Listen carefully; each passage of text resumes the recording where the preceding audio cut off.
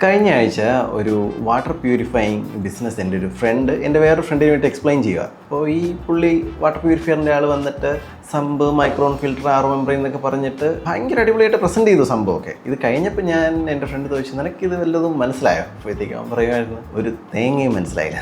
നമുക്ക് പലപ്പോഴും പറ്റുന്നൊരു മിസ്റ്റേക്ക് ഇതാണ്. നമ്മൾ നിൽക്കുന്ന ഡൊമൈൻ, നമ്മുടെ ഒരു ഫീൽഡിൽ നമ്മൾ വിചാരിക്കും നമ്മൾ ഈ പറയുന്ന ടേംസ് എല്ലാം എല്ലാവർക്കും മനസ്സിലാവുന്നു. അപ്പോൾ ഈ കോംപ്ലക്സിറ്റി ഒഴിവാക്കാൻ വേണ്ടി നമുക്ക് 3 കാര്യങ്ങൾ ശ്രദ്ധിക്കുക. ഒന്ന്, ലീഡ് വിത്ത് ബെനിഫിറ്റ്. എപ്പോഴും നമുക്ക് എന്താണ് ഔട്ട്കം എന്നുള്ളത് ആദ്യം പറയുക, നിങ്ങൾക്ക് എന്ത് ബെനിഫിറ്റ് ഉണ്ടാവും എന്നുള്ളത് ആദ്യം പറയുക. Second, specs last, outcomes first. നമുക്ക് ഈ സ്പെക്സ് എന്തൊക്കെയാണ്, ടെക്നിക്കൽ ടേംസ്, അതൊക്കെ ലാസ്റ്റ് പറയാം.